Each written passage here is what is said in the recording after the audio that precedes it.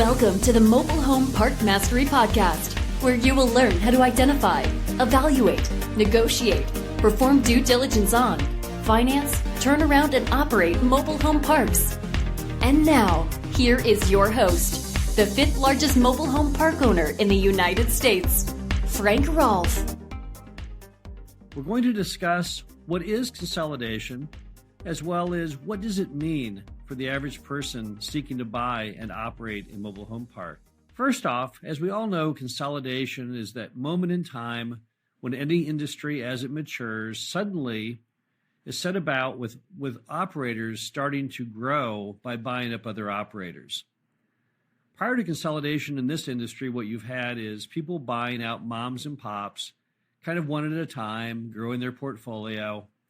But then there's another level that every industry enters into. We saw it in the self-storage industry. Moms and pops were purchased by more professional operators who then started aggregating their holdings, such that today in self-storage you have groups like Public Storage and Extra Space, people that own large amounts of the total number of properties in their sector. And self-storage today is 3 times more consolidated than mobile home parks are. So it's perfectly natural for our industry to start consolidating. Typically, what triggers consolidation is access to capital and financing. And that's exactly what you're now seeing in the mobile home park sector, is many private equity groups and new financing products like agency debt have come on the scene, allowing people to buy more and more product in an institutional format. So consolidation is not something to be feared, in our opinion. It's something that actually we should all embrace. But let's just examine what consolidation means to the industry. What are the good things about it as well as what are the bad? First off, let's talk about the benefits of consolidation. And one of the big benefits of consolidation is it lets all operators who want to exit that ability to have a liquidity event. There are people out there who have been acquiring mobile home parks for decades now. Some of them date from the 60s, the 70s, the 80s. And perhaps it's time for them to pass the baton to somebody new. So what consolidation means to some operators is the fact that they now have greater chances of liquidity. And that's a good thing. Those who want to get off the ship certainly should have the capability to do that. Another benefit of consolidation is going to be higher rents. What you're going to see is that more professional groups are not going to be so faint of heart as to raise rents to where they should have been all this time. It's a topic I talk about frequently, and often I get very negative feedback from people saying, my gosh, you're in the affordable housing business. Aren't you supposed to focus on keeping things cheap? And my response is no. I'm supposed to focus on providing a nice, safe, clean place for people to live at an affordable price. But I'm not in the business of providing that item at an insanely low price. It makes absolutely no sense.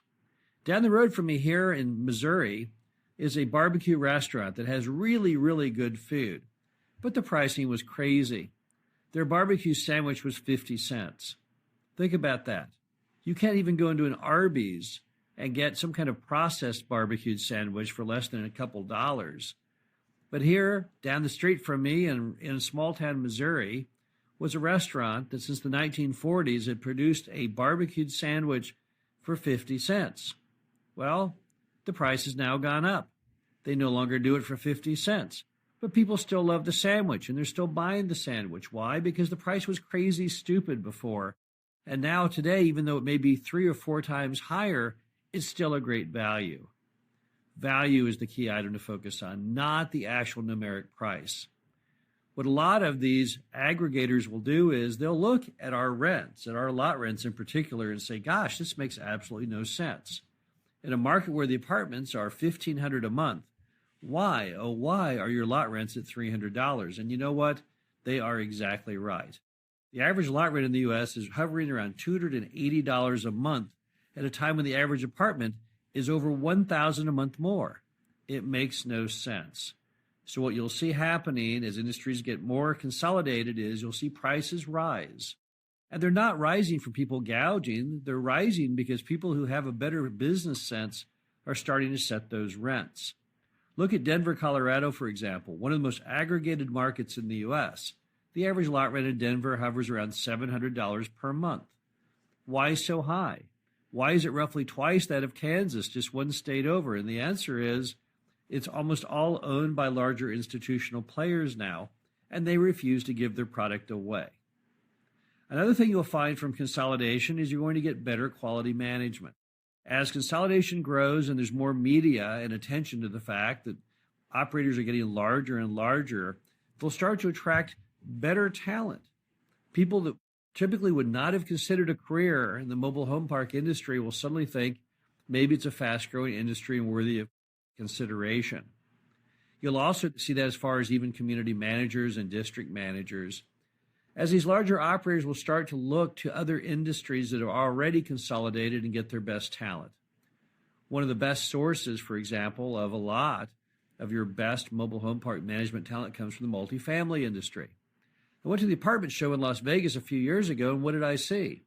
Well, I saw that an industry that is probably 10 times larger than mobile home parks and probably about 10 times better as far as the caliber of talent. So that's definitely a good thing, in our opinion. You're also going to find that this accent on better talent will also lead to overall better satisfaction by cities and residents with the product itself. Look at what public storage has done, for example, to the self-storage industry. People think of public storage and their orange sign and their orange doors when you simply say the word self-storage. And that is probably what's opened the doors to so many rezoning cases of people who wanted to build new self-storage facilities, was because they all knew of public storage and respected what they did. As you have more quality folks owning and operating these properties, people who are just better professional operators, you're going to find a lot less negative stigma against the product on the part of residents, and that's going to lead to more people wanting to live in mobile home parks. And you also see the same sentiment from cities. The cities are going to say, gosh, we're a lot happier with this product these days. We're no longer going to be negative in our approach to the industry. So again, all kinds of good things that happen. Now, what is wrong with consolidation? Well, the biggest thing you'll hear from people is, gosh, it's going to be all that cap rate compression. I won't be able to buy anything good anymore. Well, you're exactly wrong. Most of the consolidators that I know, that I have talked to over the last several years, only buy what we call finished product. They do not buy broken or turnaround product. Why is that? Because they're more institutional. They like to buy properties that all the heavy lifting has been completed. So if you're out there buying broken parks to fix them, which is what we do, you really won't find any more competition in the era of consolidation than you did prior. However, what you will find is a more ready buyer for your finished goods. When you buy that park and you turn it around and you make it good or you make it nice, you now will have many more exit options. Rather than just simply placing it on mobilehomeparkstore.com or with a broker, you may be able to go to one of the great aggregators that will be springing up in the future and try selling it there. It definitely cannot be a bad thing. One more thought on cap rate compression is a lot of people are misunderstanding what that exactly is.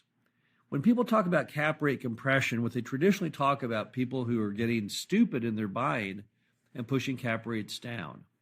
Do not mistake that for the final acceptance of low interest rates and the effect on cap rates. When Dave and I wrote the book, The 1020 System, we were used to interest rates being around 7%. That's how they'd always been. That's what they'd been through American history. That's what they were back in 1776. However, after the 2007 crash and the invention of quantitative easing, interest rates fell to levels so low they'd never been seen before in American history. So as a result, everyone thought, well, those rates can't stay that low. This is a temporary blip. The same thing that black and white movie folks were saying about talkies when they first came out. But they were all wrong. And we were all wrong. I know that Dave and I used to think when we saw those interest rates we could obtain on loans at 4%, we thought, well, I bet in a year or so it'll be back to 7%. But guess what? It's not. It's now been 1 decade since the Great Recession began. and interest rates have not gone up hardly at all. In fact, I don't think they can, and here's why. If you look back on the Reagan era, when interest rates were up in the teens, you'll notice there's one unusual fact between the time of Ronald Reagan and the time of now. That was the amount of debt we had as a nation. Less than $1 trillion under Reagan, today $19 trillion. As the largest borrowers in the world, our country could hardly survive a hike in interest rates. I don't know exactly when we would go insolvent as a nation, but I guarantee you it can't be much beyond 8%. And I'm not even sure we could survive that. So what's happened is interest rates are finally being accepted as being low. And as we've discussed many a time, it's the spread that gets you your yield. Most park operators are looking for a 3-point spread, and that 3-point spread is what gets them to 20% cash-on-cash return. When you've got a 3-point spread, typically you're in really good shape. And some operators are not even looking for 3-point spreads, they're looking for 2-point spreads. But when your benchmark begins life at 3 or 4%, you can see how the lowering of effective cap rates when you used to be used to 10% could be perceived as cap rate compression when in fact it's simply not. Even if the industry was not going through any form of consolidation, you would still see these same interest rate declines. And that's simply because people are now pegging the values of that cash-on-cash return accurately to what interest rates not only are now, but what they'll be perceived to be in the future, which again is about what they are now. Now, what should you do if we are going to have consolidation? And let me add, there's probably nobody out there who can talk on the topic better, since as fifth largest owner in the U.S., Dave and I are a constant receiver of calls from private equity groups and other groups trying to consolidate. So we're pretty well versed in it. So what should you do right now? What action steps can you do to embrace consolidation? Well, the first is buy good mobile home parks. That's all you have to do. Don't change your business model. Don't change the way you look at the industry. Don't think you've got to rush into anything that isn't good because, oh my gosh, I've got to beat the clock. I've got to get my timing down. No, keep doing exactly what you're planning on doing. Find properties that are in all the correct categories as far as infrastructure, pricing, permits, everything. And just do exactly what you've been doing. The British used to say during World War II, stay calm and carry on. And that's pretty much true for all park buyers and park operators today. Consolidation may take years in this industry. We don't know how long it would take. The industry started off with a pretty big negative stigma. So it's going to take a while for a lot of your more institutional players to overcome that stigma. And even then, they're going to be looking for opportunities that they feel are profitable and have a great future. So it's not going to be an overnight change. It's not that we're going to wake up one day and say, oh, gosh darn, the industry is consolidated. I better give up. There's nothing more I can do. That's not the case. Just go about your business because what's going on is a good thing. Industry consolidation is certainly nothing to be afraid of. There should be no fear of consolidation. When I look back on my earlier life as a billboard owner, I've been right through this movie once before. Here I was, the largest private owner of billboards in Dallas-Fort Worth, minding my own business, continuing to build signs here and buy signs there. And then suddenly a group went public called Universal Outdoor of Chicago, and it ushered in a new wave of consolidation. There were 60 companies in the billboard industry prior to consolidation, and after consolidation, it was less than 10. That's in the Dallas-Fort Worth area. But what did it mean? Well, what it meant was a lot of operators who wanted to sell out did. Others stayed in the industry. But look at what it did as far as the value of billboards. Look at the change in the rents. Rents in some markets went up tenfold under consolidation from where they'd been. And those who elected to hang on and stay in the industry did incredibly, incredibly well. So again, consolidation is nothing to be afraid of. It's something that you should actually look forward to. I think it's probably the best thing going on in the industry right now. I mean, there's a lot of great aspects to this business. I love all the new steps the government's taking to get more active under duty to serve.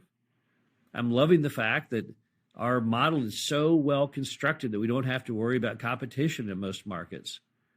But I think that the future of consolidation is a huge boon to every single operator out there. Everyone out there looking at buying a mobile home park, it's a great time to be in it simply because you have this consolidation play that's quietly happening behind the scenes. Over the last 2 years, there have been not one, not two, but three $2 billion transactions in this industry. Carefree Communities sold to Sun. Northstar sold to Brookfield Asset, a Canadian REIT. And Yes Communities sold to GIC, the Sovereign Nation Fund of Singapore. That's a lot of activity, I think we would all agree. And there's still probably more to come. Various rumors fly of different operators selling to different private equity groups. We've seen the Carlyle Group, the largest private equity group in the U.S., now get into the industry and bought up communities in Florida and other areas. And I think they're now up to several thousand lots. But these are all great things. It's all part of the rosy future for the industry. We're all going to look back in time 10 years from now or 20 years from now and say, you know what? That was a really great time to be in the industry because those who bought parks in this period were able to ride the higher rents and the more professional management of consolidation. And as a result, they profited handsomely. So when I hear the word consolidation, I never think to myself, oh gosh, that's bad. I always think, oh gosh, that's good. Really, the big thing I wonder today is who will the great consolidators be in the affordable housing sector? I don't know. We all have our favorites. Some think it will be Yes, Northstar. We don't know who it will be. But all we know is whoever it is will be doing a great thing for the industry as they bring a new level of professionalism and new vision to an industry that, frankly, we all have to admit had lost steam. It had lost its way over the last half century. And it's time to inject it again with a positive feeling and positive performance. So again, consolidation, don't fear it, embrace it. It's good for all of us. And I'll be back again soon. Thank you. Thank you for listening to the Mobile Home Park Mastery Podcast.